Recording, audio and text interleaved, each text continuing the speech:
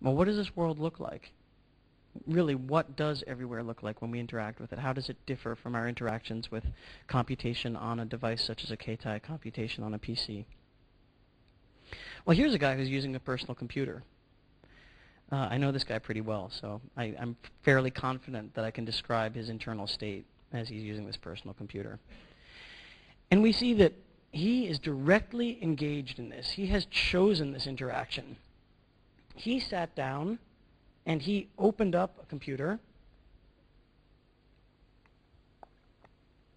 and he turned it on and he chose his application and he is presenting himself to the world through a series of very conscious, very chosen actions over which he has entire agency. We see the classic personal computer one-to-one relationship between him and the device. There is not a constellation of other devices in his environment. There is merely the PC, and the PC has to be everything to him.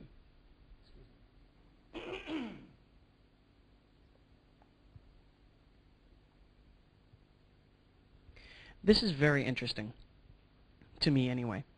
His body is completely irrelevant to this interaction. I mean, he could be standing on his head, and as long as he's able to type with his feet, you'd never know it if you were interacting with him. His body is immaterial to the way that he uses this device and to the way that he's perceived by people on the other side of that interaction. His body is a cipher. It has been removed from the equation. And for all of these reasons, he has a very interestingly high degree of control over the presentation of self.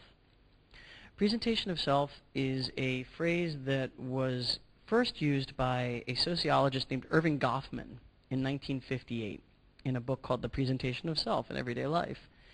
His notion was that we, all of us, have different masks that we show the world, and that we take these masks off and put new ones on depending contextually on the situation that we should find ourselves in.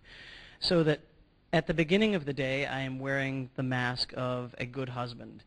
And when I leave and I meet my friends, I wear the mask of a fun, active, interesting guy. And that when I meet a client at 3 o'clock in the afternoon, I wear the mask of a serious, competent, icy cold professional.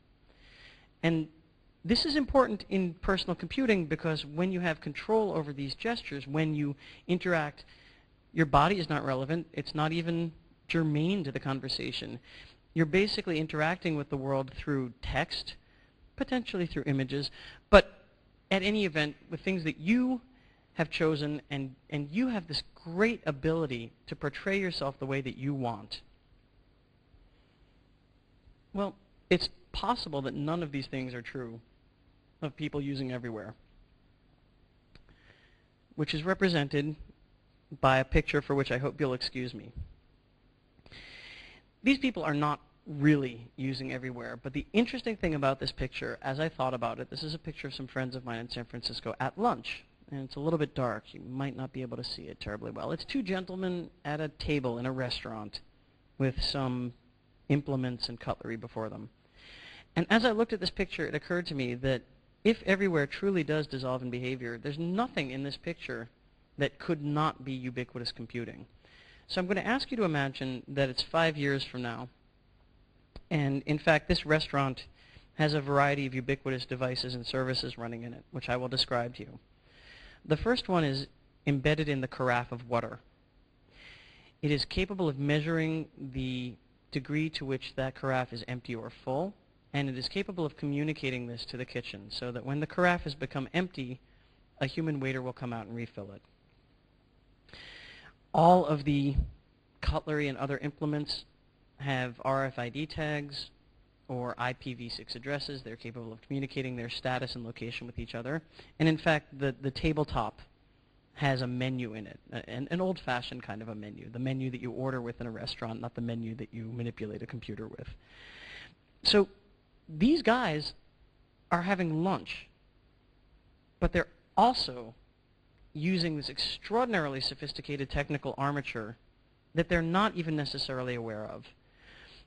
One of my main points about Everywhere is that users may not knowingly be aware that they're engaged in a technical interaction at all. And in fact, that is the meaning of dissolving into behavior.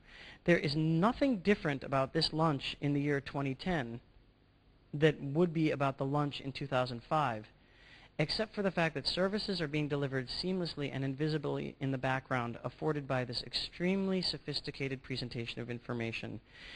The issue there is that they no longer think of it as technical, and they treat it differently. And I think this becomes important when we speak about privacy, because people are more wary of things that they know to be technical than things which have disappeared into the background of their lives. In an everywhere world, too, you see that there are many devices, systems, and services that impinge on each user and also on each other. So just by walking down the street, you could be subject to a personal biometric system. You could be scanned by the gateway of the transit system. There could be something embedded in the street or in the flooring beneath you. You could be touching other haptic interfaces, tangible interfaces in the environment around you. The lampposts and the other features of the streetscape could have informational services appended to them.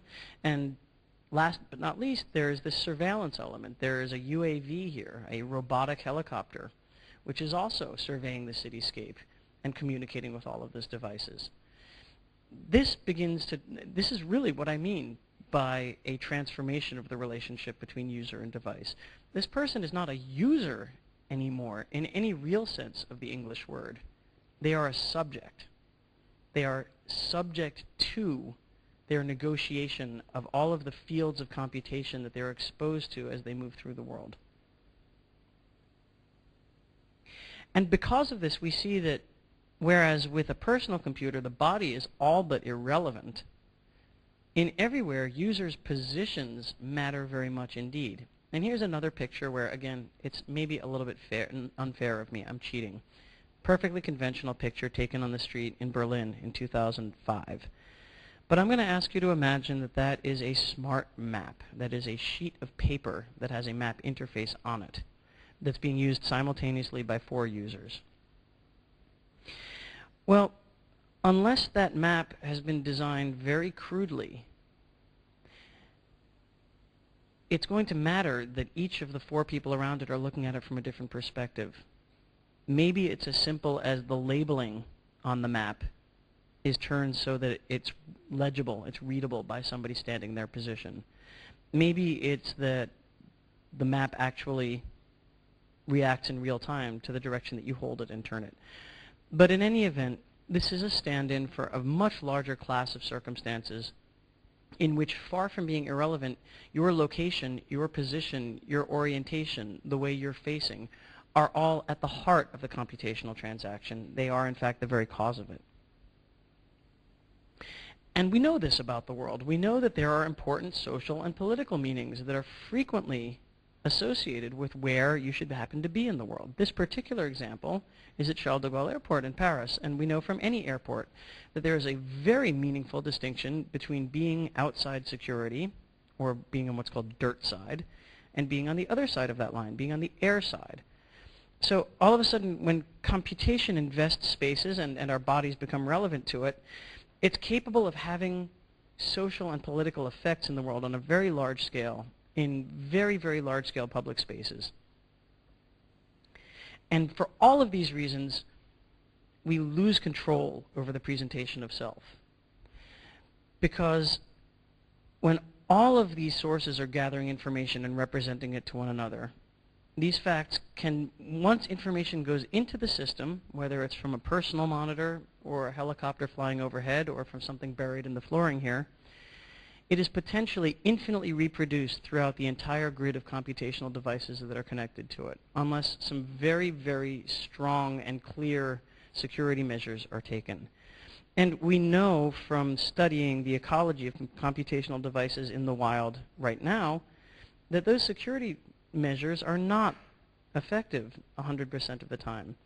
Maybe they're only effective 99.99% of the time, but that still leaves a great deal of default to be experienced by human beings.